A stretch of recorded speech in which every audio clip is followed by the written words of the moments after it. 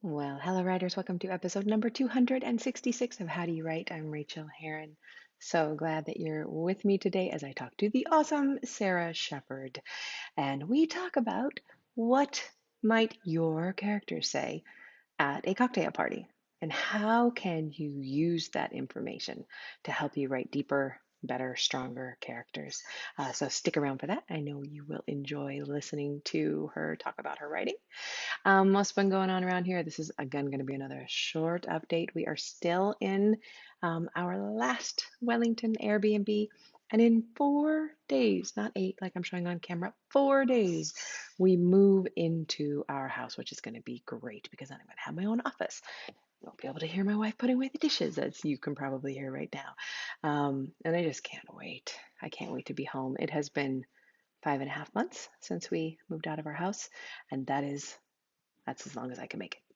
That's it. We both have, my wife and I both have short timers syndrome now, and we are just ready to put something in a drawer and leave it there. This is Thursday as I record. On Saturday, we go over and do the inspection with the landlord. And the people who live there now are going to show us how to work the funny stove and, how to run the dryer, those kind of things. And then on Monday morning, we move in. And I would encourage you, if you don't follow me on Instagram or God forbid Facebook, I do post pictures to Facebook from Instagram, but I don't like being there. But Instagram is a place I do like being, even though Facebook owns it. I will be putting pictures up there of what it looks like and what the harbor looks like from the dining room and from the bedroom, from the yard. I know that you all know how excited I am. What's been going on around here work-wise? I have been kicking ass at cleaning up those 3 books that I needed to clean up in order to republish and have all 5 in the series self-published. I was racing to meet that book club deadline, and I am making it. I'm finishing the very last of the edits in the next couple of hours and sending them to my amazing assistant, Ed, who will then put everything up and have it ready to go. And that is such a weight off my shoulders. And I think I said this last week, but that means that instead of spending 3 months doing this, like I could easily have done, I spent 2 weeks. It was 2 intense weeks. That I will give you that. I have done nothing but edit when I'm not teaching.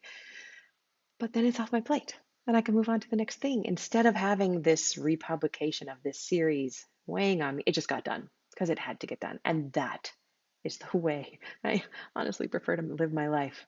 So that is fantastic. Um, I think that's really all that I have to update you on, and it's really echoey in here anyway. So let's jump into the interview where it hopefully will sound a little bit better. I can't remember where I was when I recorded this with Sarah, but please enjoy the interview. And next week, when we catch up, I will tell you how it is to be living in a house that we don't have to move out of in a week or two. So that's going to be great. Uh, Wherever you are, I hope that you're getting your writing done, and we will talk soon, my friends. Well, I could not be more pleased to welcome to the show. I'm going to start all over again. Well, I could not be more pleased to welcome to the show, Sara Shepard. Hello, Sara. Hello, how are you? So nice to see you. I'm fantastic. I've already told you, but I'll tell everybody else. I'm in the bathroom. I'm in the bathroom recording studio of the hotel in Auckland, New Zealand. But I'm so thrilled to talk to you. Listeners have perhaps heard you before because I did play on the podcast our interview that you awesome. Our little chat for when Hush Little Baby came out. So let me give you a bio because you are on the hot seat today. Sara Shepard is the author of over 30 novels, including the New York Times bestselling series Pretty Little Liars and The Lying Game, both of which were adapted for television on Freeform. Her latest novel is called Safe in My Arms. She lives in Pittsburgh, Pennsylvania. And I got an early copy of Safe in My Arms, and it was so fun. And it ticks all of my boxes. I just have such a soft spot for that particular kind of book and those particular kind of women. So thank you for writing. I'm glad you liked it. Pleasure. Oh, good. It was awesome. So talk to us about, let's just start with your prolificness. You write a hell of a lot. Yeah. When and where and how do you get it all done? Because I mean, what year did your first book come out? The first one came out, I mean, technically, so I was a ghostwriter of other people's books before I was a writer of my own books. So, but the first book that was under my name came out in 2006. Okay. Since then, have you also done ghostwriting and your own name, or did you just go right to your name? I've done a little bit. I've done it from time to time. Sometimes if it's like an interesting project, or sometimes if it is if I get a strange request from like, years ago, I got and I don't know if I should like talk about who it was, but I got this very strange request. Hold on a second. They're chewing on a wig. It's a wig that I do for like cameos. That's like a hilarious. Creepy, and my dogs are in. If you can hear something in the background, it's the dog chewing on her wig, and that was an amazing moment. They're big, and they have decided to come bother me. But yeah, I have done a little bit of ghostwriting, but mostly it has been my own stuff since then. But how do I get it all done? Oh my gosh. What is your process? What is on a day it's a writing day. What do you do on a writing day? It definitely depends. I am one of those people, and it started with me writing Pretty Little Liars and having to write those. So like, I was on like a 6-month schedule. You were trained those to write fast. And even before that, I was used to doing like a lot of different things at once. I was working at a job. I was going to grad school. I was ghostwriting novels. Like I was always kind of used to doing a lot of things. So I am usually doing more than one thing. I sometimes look at authors who are only doing one project. Oh my gosh, these dogs. They're fine. They're 100% fine. I sometimes look at authors doing just one project, and I'm like, what must that feel like? Yeah. To devote, all of your time to just one thing. So, like, for example, today I have a book that I'm about to give to my editor. It's the first draft. It's almost done. I have to do a little bit of the end, but I have decided to read through the whole thing to see what the appropriate ending should be. Because that often sometimes happens where, and also, I mean, your listeners won't see, but I like print it out, and then I have to edit myself on the page, which is completely different than just reading it on your screen, and you get so much more out of it. So I did, and it's in some ways my favorite part of the process, and in some ways so boring, because then you have to input all those edits and you're just like, ugh, and it somehow takes forever. Yeah. And so that was like a good chunk of my day to day. But then I was also like, I'm kind of working on a ghostwriting thing for this podcast that is being developed into a novel. So some of that, so it was sort of outlining too. So my days are either working on a draft, working on an outline, or somewhere in between. I should probably spend more time promoting and doing social media and all of that stuff, but that's like my weakest link probably. What is your favorite place to market or promote? Because I think it's it's most of our weakest links, honestly. So probably Instagram, I guess. Yeah. I really like Instagram stories. I do too. Just because you can repost people's things. It's just like fast. I don't know. That's my favorite, but like, now I'm seeing that a lot of authors have moved into TikTok and Instagram Reels, and I'm like, oh my God. It's just not, I love doing this sort of thing. I love doing interviews. I love talking to fans and like DMs and whatever, but like the promotion stuff, I just don't. Well, I feel like it's a double-edged sword that we all have to do it, but we all feel like we're bad at it because no one knows how to do it well. If someone knew how to do it well, we'd all be doing it well, and we'd all have other jobs maybe too. Like we'd be in PR, or like I don't know, or maybe not. It's just so funny when I started out, and maybe this is for you too, but like I didn't sign up for this part. I signed up for like the writing books part. I didn't sign up for like I wish that I could have signed up for the part that is writing one book at a time and not doing marketing. Like that would just be brilliant. But I just counted the other day my projects that I'm actively working on. 16 books. 16 books are on my right now working on, and so I've narrowed it down to 3. But I can't even imagine. I would love to have one project at a time. No. I think I've overextended myself right now, because there are projects that I'm like in contract for that I like completely forget about, and then they pop back up and I'm like, oh no. Like, when am I gonna do that? I mean, I'll fit it all in because I always manage to, but like, it is funny. That is the thing, is we can ask ourselves, do we always manage to hit the deadline? Yes. So it'll happen again. Yeah. Don't know how. I usually do. And I usually don't leave it to like the last minute. I'm pretty good. Do you have like chapters and chapters to write before the book is due? Yeah, it's ridiculous. Really? And there's this weird clock in my brain that goes, it's like I procrastinate. And then the clock goes, ping, you must now work 12 hours a day until deadline. And you get it done 4 minutes. But you get it done. Always. Yeah. Okay, but it's awful.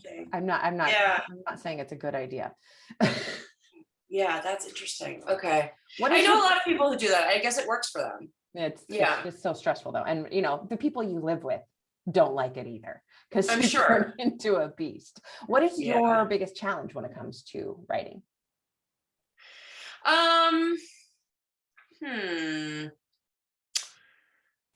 At this point, I mean, I'm sure I have lots of big challenges, but at this point, I have written so many books that I'm always afraid that I'm repeating myself. Like, oh, I already did that. That was already a plot of like one of my other things. So, or I, and this is like, I didn't read YA for a long time because I was too afraid that I was going to like steal somebody else's, like not knowingly. Yeah. But I was going to steal somebody's, idea, or just sort of borrow it from mine. Like I always worry about that a little bit, or like just sort of copying stuff I've already done. Originality. I plotted out a series the other day that was about a small hotel in a small town, and then I realized I have written it. It's 3 books. Oh my gosh. How could I have forgotten that I did that? It's embarrassing. And I think our brain. I mean, that sounds really cute, though. It is cute. It's adorable. I would love that. But our brains go in grooves, right? And so, like, what lights me up once is going to light me up again. How do you fight against that? Mostly just to remind myself you already did that, so you have to do something else. And I don't know. I think it's like I consume a lot of, I'm reading usually a bunch of books at once and listening to a bunch of podcasts at once. Yeah. Like I'm trying to read as much as I can, or like, just get information. So I just try to turn somewhere else. Okay, what else what else, like, what other detail can you use, or who else can this person be like, instead of that person that you've written like 6 other times? Like, okay, step back from that character and like try somebody else. I find I get a lot of like interesting inspiration through Reddit, like subreddits. They're just people write in about really interesting things, I feel like, especially on boards where there are a lot of hypochondriacs out there. And for some reason, I find that really interesting. And they're always like 18 years old and they all think they're going to die. And I'm like, oh my gosh, that was me. Have you written a book about a hypochondriac? No, but I feel like I should. I think you should.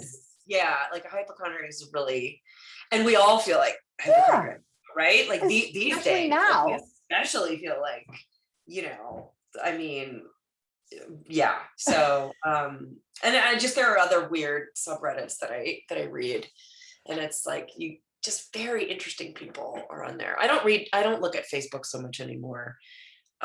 People just get too angry. And, I don't know. I cannot. Reddit's kind of amusing for getting for just going off the deep end of, you can find anything.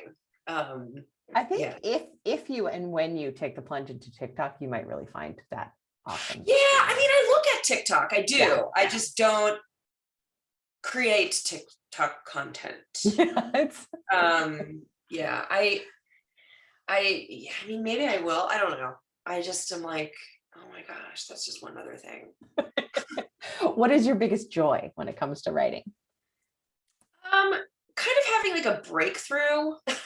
Clearly, I mean, when you're in that sort of, when you have, it's either when you have an idea and you're like, oh, I really want to like travel with this, or with this novel that I'm giving to my editor shortly, I don't remember what stage. We probably weren't talking about my writing as much as we were talking about yours the last time we talked, but I had proposed this idea to my editor with a very different outline than it kind of turned out to be. And, as I was writing it, I was like, I don't like this outline. It's like dumb. And I'm like, what am I going to do? What am I going to do? And I'm just like still writing these characters and like following their stories, because there's a lot of backstory that I had to do. And I'm like, I'll get to it. This who the bad guy is, basically. And then as I was writing their backstories, I was like, oh my God, of course. And then like this other thing came to me, and it was kind of like, that does not happen to me that much. Oh, that's awesome. So that was kind of cool, that it was like, oh, well, yeah. Where it just felt like a natural thing. And it was that thing people talk about where it's like, oh, the book has its own, these people are doing their own things, and you're just like, they're speaking through you and like whatever, but which I was never sure of. But yeah, I mean, it does happen sometimes. And it's really fun when you figure out those, especially as a thriller writer, it's like you figure out those twists that, I mean, especially in your last, in Hush Little Baby, like the sort of big twist that, the person that is after her basically is kind of like, oh, well, of course. Yeah. But like, you don't see it coming. And that must've been a fun. What's funny is that the exact same thing happened with that book, though, that I wrote a stupid outline that was approved and purchased. Yeah. Approved. And I'm writing it, and I'm like, how could I possibly have convinced anybody I could write this book? And I didn't. I had to rewrite the whole thing. So that's so funny. That was Hush Little Baby, though? Was that? Yes, it was Hush Little Baby. Well, it turned out like it was really intriguing and exciting. I don't know how you do it, though. Like there's something like, I've done it twice for 2 thrillers, and it has exhausted me. And you have to, because like you just said a second ago, the kind of off the cuff, you said that kind of like revelation doesn't happen that often to you. I feel like it never happens to me. And that's one thing that really makes me nervous about writing thrillers, is you do need those moments. You can't just like sit down and say, okay, I'm going to manufacture one right now, because it doesn't work that way. Right. You just need, And I only had it one other time with one other thriller I was writing. And again, it came to me definitely halfway through the book, when I was like struggling with it and not knowing like, where am I going? And then it suddenly like occurred, and it's hard. Yeah. I mean, I have written a few books that are more straightforward and just stories, and they're like, I'm like, why don't I do this? I know. Like, this is so lovely. You don't have to like do all these tricks and these unreliable narrators. I mean, it's fun. It's a lot of fun. It's fun to put the puzzle pieces together, and but it is definitely, when you are stuck, it is really like, I spent a good deal of the spring and coming into the summer just being like, I don't know what I'm doing. I hate that feeling. Oh my God. Yeah. So when you come out the other side, it's a nice feeling. Speaking and then oh, go ahead. Sorry. No, you go ahead first. Oh no, I was just going to say the other sort of joyful thing, obviously, is when you hear from a reader and the reader likes got something from whatever you've written. That is my fun. That is my lovely part of social media, is that connection. Because I didn't have that growing up as a reader. And even now, reaching out to authors whose books I've loved, like, it's so much fun to talk to them directly, and I'm sure it makes them happy too to hear from them. That is such a good point, though. Besides letters, we just didn't have that. I wrote a letter to Madeline Langle once, and she wrote me back. And she wrote you back? It was a form letter, but at the top she scribbled something like, and I wish I'd kept it and I don't know where it went, but it was something like, keep on writing, Rachel. And I was like, 10. So but that's all we inspiring. had. Yeah. I wish I would have had that. Yeah. I would have written a Judy Blume probably. Oh, I loved her. I loved her. Yeah. Speaking of craft and how we do this, can you share a craft tip of any type with our audience? Something I always think about is, did I say this the last time we were talking? And if I did, we can cut it out. And I have a terrible memory, so I probably won't. Okay. I just don't want your listeners to be like, you already said that. They'll get something new from it. Don't worry. Yeah. So character development is always like, it's not a hard thing for me. I love doing it, but sometimes when I'm working on pages of a book, I almost want the character to like get all of their stuff out immediately and like, everything. But when I was in grad school getting an MFA, which I don't think you need. I agree with you. That's a whole other. But I loved my MFA experience, and the person who was running the program, we had this like master class with him, and he was like, think of your characters as like people that you talk to at a cocktail party, and they're like just talking to you about their lives. Like they wouldn't tell you, these intimate details right away. So why, if they're your voice, like, you're not going to really hear, it's going to take a good 25 pages. Why 25 pages are stuck in my head? He's like, it's going to take a while to really open up. I love that.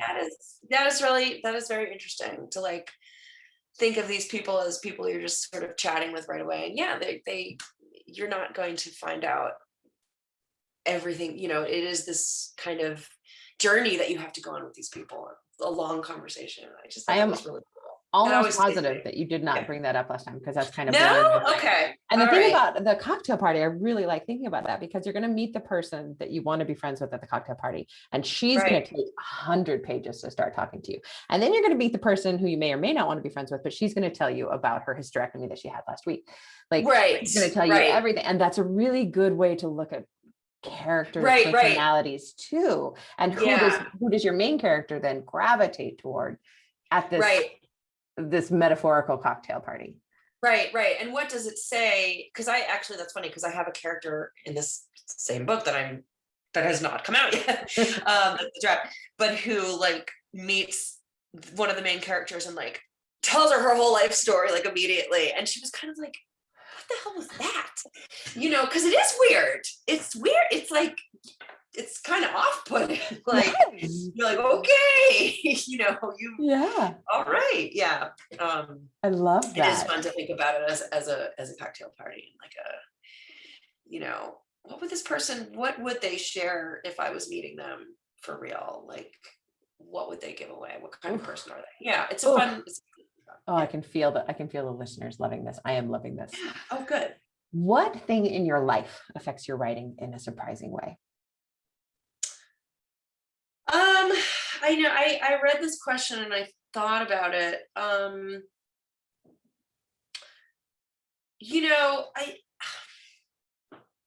don't really know. I mean, this year, my writing has been affected simply just by schedule and by, COVID, and because I can kind of write anywhere.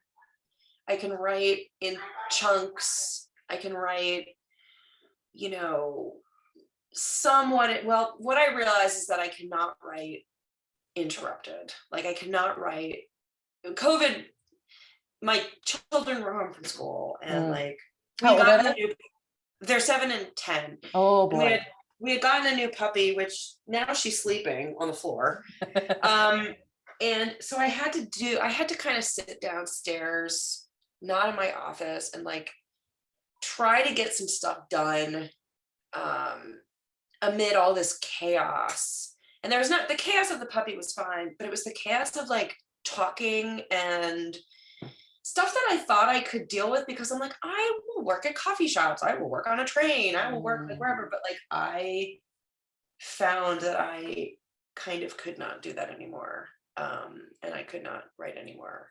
So well, as a mom, I'm sure that all of those interruptions are actually, they're not just noise around you, they're not. You have to be kind of present. Yeah, you have to be kind of present. I mean, nothing, yeah, it used to be sort of nothing in my life would affect my writing. I love it so much, and I would just do it and it didn't matter. Like have written through getting divorced. I've written through like issues with family. I've written through, illness. Like that kind of stuff didn't shut me down, but it was sort of this, okay, I can't write under this like extreme amount of noise. I also have used to be able to write after either having a few drinks or waking up the next morning after having a few drinks. I cannot do that. Like I if it is a work day for me, like I cannot drink alcohol at all. So that's an interesting thing that has changed in my life as I've gotten older. I just don't have, my brain doesn't work anymore. So, I mean, those are probably the two latest life things that have sort of surprised me. Those are big ones. And you said you couldn't think of one. Those are big ones. Honestly, and I'm probably being healthier by not drinking and then trying to write. I remember being in grad school though, and going out to like a bar with probably my friends at grad school, and then coming home and like, cause I probably had a short story due and like writing one. And like, it wasn't half bad. Like I mean, it would make no sense. It would make no sense now. So I'm a different person now. But it's okay. What is the best book you've read recently? And why did you love it? Well, I loved your book. Thank you. That's really sweet. I read a book, and it is by Kimberly Bell, but I think it's an arc. It should be coming out in, I think, like December, so it will probably be closer to the time. It was called My Darling Husband, and I read a lot of thrillers, and it was just, I just liked the way it was paced. It was fun. It was a fun world. It was kind of it was in the way that your book, I don't want to give too much away, but like there was that whole end part where she was sort of captured, and she was sort of held, this book also has that sort of the mechanics of that. And like, how am I going to get out of this? I'm like, you don't get that a lot of thriller. And I thought it was really fun. It was very tense and, in the same way. And then completely different, I read a book called, or I'm in the middle of it, called Early Morning Riser. Ooh. By Catherine Heiny. I think her name Heiny, Heiny. Okay. And it is so cute and sweet. And it's just like about this, it's just this story. It's very lighthearted. It's about this small town. Ooh, that sounds lovely. It's funny. It's you really like, if you just need something, I need that heavy or scary, or really like, it's just like such a delight. I'm sort of sad. I'm only halfway through it, but I'm sort of sad because I'm like, this book's gonna be over at some point. So it's a really nice book to be reading. Yeah. Speaking of awesome books that we get lost in, like your latest one, Safe in My Arms, can you tell us a little bit about it? And Sure. Yeah. So it is a book about, it takes place in Southern California in a town I completely made up, but it's one of those. I wanted to ask you, have you spent a lot of time in Southern California? Because it worked. Yeah. Okay. Yes. All right. Yes. It read as so real. Yeah. And at first it was in LA, but I changed that because I wanted it more to be this sort of like bedroom community where it was a little bit more judgmental and closed. There's an exclusive preschool, and it's very much sought after. It's the beginning of the year, and it sort of follows these three mothers who are sort of new to the community and kind of outsiders as they are entering this school and getting their children acclimated, and they begin to feel that they're not welcome for different reasons. And they kind of band together because of this. And then this sort of scandal happens, and they find themselves in the middle of this, and they're sort of accused, and it's kind of digging their way out of that. And there's a lot of secrets. They're keeping a lot of secrets. The school is keeping secrets. people in their lives are keeping secrets. So it was just really fun. It was just about friendship and motherhood and sort of keeping up with other parents. Just catnip. Yeah, and just, and then just kind of like different issues that I wanted to explore. Like one of them is like a sex worker, like but is trying not to feel ashamed for it, but also is kind of not sure her community will accept her. One of the characters is transgender, which, I thought would be a really interesting thing to explore, of like parenthood and, again, acceptance.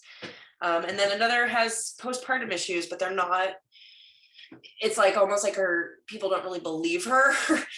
She's just sort of a hysterical woman, and that's what she's categorized as. And she's being, her husband is, treating her with kid gloves, but she's trying to figure out what's real and what's not real in her mind. And so it just, it's just like a lot of stuff that I wanted to explore, but I wanted also to make them really good friends and really come together in a meaningful way. And yeah, so that's. And your voice really shines through it too, because there was this funny moment I've read so many books in the last 2 weeks as we travel, and I sometimes things get muddled in my head, but I remember I was reading it on the plane and I was getting sleepy, and I'm like, this book really reminds me of somebody. Who is it? Is it like Leanne Moriarty's voice? Who am I being reminded of here? And I'm like, oh, it's Sara Shepard, because it's Sara Shepard's book. I had forgotten it was your book I was reading. Oh, that's funny. So, but I can still hear your voice in your tone. Oh, that's wow. Which other one, like Reputation or something? Reputation. Yes, yeah, I feel like it has a similar. Absolutely. But there was no overlap. There's no overlap of plot or anything like that. But similar vibe. It's the vibe. Exactly. Yeah, I love Reputation. It was a really funny moment, and I'm glad that you always worry about voice. Voice, I always, you always want to hope that you have voice, but yeah, it's automatic. We can't help it.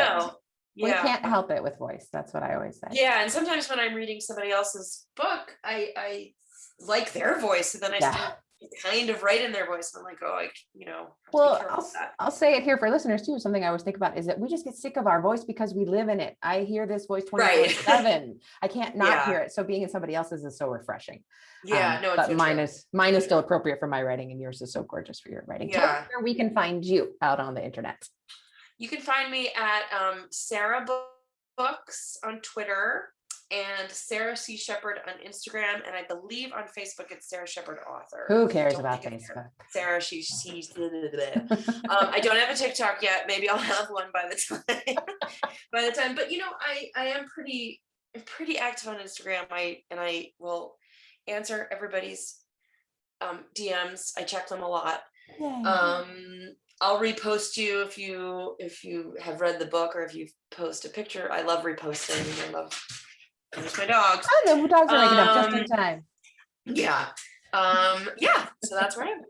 It has been a delight to talk to you. Yes. Thank you so much for being here. Thank you for writing such a good book and for being on the show. And I'll talk to you soon. Happy writing to you. Okay. Bye.